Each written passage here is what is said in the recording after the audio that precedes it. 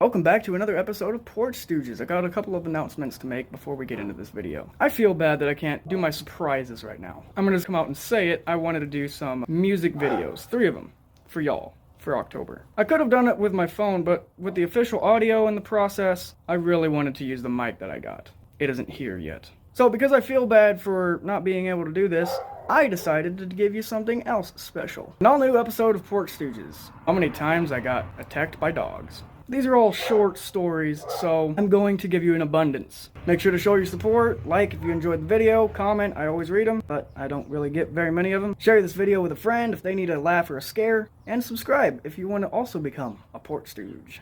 Now let's get into this video. First story takes place on my first dog bite, which was also the same arm I had my first tattoo on and my first oven burn, so that's all 3 of them.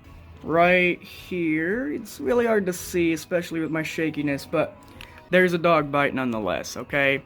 It clenched onto my arm, got this side of my arm, but you can't really see that anymore. Yeah, it did bleed in the moment, but didn't really have to stitch it up as much as the top part of my arm. Backstory to this was, I was at a friend's house and we were playing a game, and there was some reason for me to go in the backyard. I think it was something along the lines of a fucking soccer ball. So I went in there, but 2 of their dogs were outside in the backyard. So I went there with a stick just in case they tried to attack me. I don't remember retrieving anything in the backyard, but I used the branch to my advantage and tried to whack them out of my way when they came up and ran up to me. They got sick of that branch, so one of them actually bit it and yanked it out of my arms, while the other one bit me square dead in the fucking arm. I remember screaming, "Oh, okay!" Turns out I had to go and get some fucking stitches. Like, it wasn't good. It had me crying, and I was really little. The second one was this one. It's probably easier to see. It's on my wrist. Now, backstory to this is actually kind of funny. I had a friend come visit me, and he had a group of his friends that I've never met before. And I was eating a raw potato. I like eating raw vegetables, don't ask me why. It was in my hand, so I started eating it. And I wanted to look cool, so I went across the street from my house and down a house a little bit, and climbed up on this concrete wall. Turns out the concrete wall is in there because when people come up to turn, it's a 3-way stop. And going this way, there's no headlights. But going up this road here with that stop sign, there's always headlights. So someone, actually, the owner of the house, put up a concrete wall so that way they wouldn't get lights shining in their eyes while they're trying to sleep. Pretty interesting fact. So I decided to jump this wall all the way on the other side. And I'm just looking. You know, I do this a lot. I used to trespass, go into places I probably weren't supposed to go into. And I was looking around, and this house looked familiar. Like, I think I remember seeing this in one of my dreams or something. So I was just in awe of the amount of land that was in this front yard. You know, I've never seen the other side of this concrete wall. I thought it was like some kind of witch's cove or a fortress or something. You know, never seen it. And as a kid, what would you expect on the other side? But it's a legit house. It's got plenty of acres, and the backyard is even fucking bigger. And I saw these dogs, and I was like, oh, fuck. I trespassed into the wrong, this is gonna be fucked up. And they fucking chased me, they bit me on the fucking wrist. You know when you, like, someone points a gun at you and both your hands are up? I was trying to do that, but also calm them down. And I figured they might want to sniff my hand. They didn't. That one also went, and I got stitches for that too. So there I was trying to climb another fence, something smaller, but big enough for them not to climb after me, and I just fucking booked it. Couldn't find my friend afterwards, but, you know, I guess the moral of that story is, if you find someone you're trying to look cool, just think twice about your actions, because there's some times where it's just really not worth trying to look cool in order to impress new people. Now, for these final 3, one of them I think either was last year or this year, and 2 of them actually were this year. So, catching up, the one that isn't as recent as the others, I was actually minding my own fucking business. I'm not jumping fences, trespassing, none of that. I don't care if it even speeds up my route to wherever I'm going, I'm not doing that no more. I might take the back roads. So anyways, I was longboarding on my white longboard, okay? So I was just minding my own business, going down a street, and the street had a hill to it, so I was like, yeah, this is gonna be awesome. I'm gonna pick up some speed. And I found 2 dogs without a leash in their front yard, and they weren't being supervised, okay? They saw me, they saw the speed I was going, and they heard the sound the longboard was making, I think also played into the thing. I have headphones on and blared music, but when I heard the barking, I started looking around. And I saw them just fucking chase me down. So I was like, oh, this is gonna be fucking great. Once again, if I had a dog, I would never give them a bone, because bones mean human. Give them a big ass bone. What does that relate to? Also, that's not my music in the background, just a side note. It's out of my control. Take with that as you will. I'm still making this video though. So they were chasing me down and I lost balance, I fell off. Now I know from personal experience, actually, instead of 5 stories, I'm gonna give you a little backstory to this one. So there's technically 6 in here. One of my dad's friends used to have a dog. They called the dog Shasta. Now I remember from personal experience, you run, you're gonna get chased. If you fall, you're gonna die. I remember running down a hill and falling down, and Shasta just came, darted right my way. Bit my face, you know, whole bunch of shit. I wasn't really injured from Shasta, but it was scary enough to think that I was going to die. So I'm falling off the board, and I knew, like, this is the end of my life here, okay? So I try to fall not on my back, or however I usually try to train myself to fall on a skateboard. I wound up falling on my leg and went and scraped my knee open. The pants I was wearing at the time, there's a chunk missing, and I tried to jump back up on my feet, and as soon as I got on my feet, I realized my leg was too weak to hold me up, especially with this much adrenaline and everything happening so fast. And I went back up, or back down I mean, on that same knee, and it hit the fucking pavement. Like, pretend you're on your bed, you jump up and you land on your knees. That's the amount of impact that hit the pavement the second time. After it's been scraped. Fucking hurt. My board went over there underneath the car. One of the dogs chased my board, and I figured, you know, this could be an advantage. I forgot about fetch. I had a cigarette in my hand, so I tried to put it out, and I was trying to get one of the dog's attentions with my cigarette, and I threw it. It didn't really work. But because I wasn't speeding anymore, they kind of lost interest in chasing me. Plus, there was their owner who finally came back out and saw how I was struggling with not getting bit and was calling them back. So they wound up eventually going back so I could get my board and get the fuck out of there. It hurt. I needed rubbing alcohol, and I tried using gauze, but that always fell off. Like, on my knee, wasn't the best spot, but I mean, even band-aids would fall off because of how much your knee just... I'm not elbowing you, I'm trying to show you with my arm what a knee would do with my elbow. The 4th story is a very short story. I was walking with one of my 10 friends, and we decided to go to the mall. This dude didn't have his car on him right now, and there's a whole fucking story for it.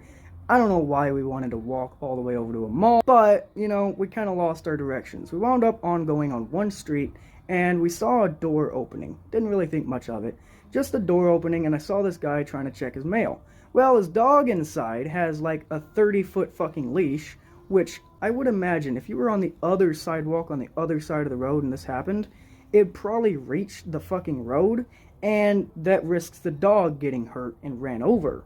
So that leash idea was just not the greatest, okay? Like, this is too much length for a fucking leash, you gotta admit. And I was just walking on the sidewalk, I went to go and greet this guy. We went to go and get the mail, and I saw his dog just dart the fuck out. My friend moved, because he saw the dog inside. I saw the dude trying to check his mail. I didn't even pay attention to the dog up until it was right next to me, went straight up to my leg, bit my ass. I was on the sidewalk, wasn't on his personal property. I wasn't whistling, I wasn't being obnoxious, I wasn't being violent, wasn't even fucking fast. We were walking, this is walk speed. And the dog just, right there. Very interesting looking dog too. Small tail, long ass nose, and is the color of, if you over pepper food and all you can see on the food is just pepper, that's what the dog looked like. Like, there's some spots where there's not very much black, and I know that sounds racist, fuck off. I'm trying to tell a story here, okay? But it legit looked like pepper seasoning all over the dog. Now, I don't know what the fuck type of breed that is, but that's engraved into my memory probably for the rest of my life since I got bit that day. I didn't do anything wrong.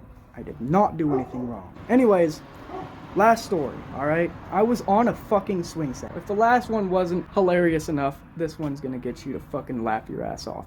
Knock your socks, blow them the fuck away, okay, you'll never see him again. Went over to a park, I was on my electric board. Now, I was rolling up, minding my own business, and I went up to this fucking park because I like going up swing sets. The G-force back and forth. That's the same reason I like my electric board, because I can G-force that. And speed up, too. Anyways, I didn't think much of it. I wasn't paying attention to my surroundings, or to really anyone, because It's not my business. And I stopped my board. I was coming up here fast. This is an important part. Turned my board off and whatever. I went on to the swing. And I chose the loud swing set. The other one was quieter. It was the one that was way the fuck furthest from anything. And anyone. Now I noticed there were some people over at the picnic, but there was enough distance with the other swing set. It just didn't feel right. I did what I felt like was right. Bathroom stall. And there's someone taking a whiz in this stall, so you don't use the one next to it, but use the one after that. Pretty much use the one all the way to the very end, while the other guy was all the way on that end, type shit. All of a sudden, out of nowhere, saw a dog, alright, come the fuck out of nowhere. It started chasing me while I was swinging. I didn't know what the fuck to do. I was paralyzed in fear. My inner bitch came out. I was screaming help like a little fucking girl. And I don't mean that as a sexist fucking thing. I mean, my voice went so fucking high. If you didn't see me, you would fucking think that a little girl is screaming for help. It bit me on the shoe while I was swinging this way, which torn it off, and I just saw my shoe fucking fly. And I had so much adrenaline pumping in me, I didn't know what to do, so I was trying to run away while I was swinging on the swing set. Went diagonal this way, banged on one of the poles to the swing set, and then I came back this way. Started looking like I was gonna twist and turn in the fucking swing set. I was just fucking petrified, man. Also, one of the only moments that I felt like I was going to... I said this before, but it felt legit like the end of my life. Not as much as the time I got chased on a longboard, but more. I didn't see my life flash before my eyes or none of that corny shit. I just pretty much was expecting to die. Like, that was it. Finally, someone came up, grabbed the dog by the collar, started wailing on the dog, and was like, I'm sorry, and I was trying to take my headphones off, and I was like, what the fuck? How I felt in this moment. I used to work at Haunted Hollow, okay? It's a haunted house that goes out into the woods a little bit. And the long hours in Haunted Hollow, especially towards closing time where there's no one really coming, and then you hear someone coming and you try to scare them, but you're not really doing a good job because of how fucking tired you are. And then the guy comes around, gets everyone single-handedly in this big-ass 100-acre word maze to let them know, okay, it's time to go home. The feeling I got from that felt just like the feeling I got from, okay, it's time to go home. So fucking drained, exhausted, energized, and ready to work out on this swing set, you know, use my legs only, my arms only, core only. And this happened, and all of my energy just down to the shitter. Some of the guys came over and told me the dog doesn't like speed. It was trying to attack the swing set. But like I said, with my board, I came here to the swing set very fucking fast. It didn't really make any sense. Another person said it was the squeakiness of the swing set. It's a trigger for the dog. He doesn't like loud noises. He was trying to attack the swing set. But he still bit my shoe off. So I don't know. Never once did I make charges, call the police, you know, do anything like this. I let him go. I don't know if that makes me a complete fucking fool or a better man. I don't fucking know. One of the kids came up and was trying to tell me that it wasn't my fault. It was the swing set again.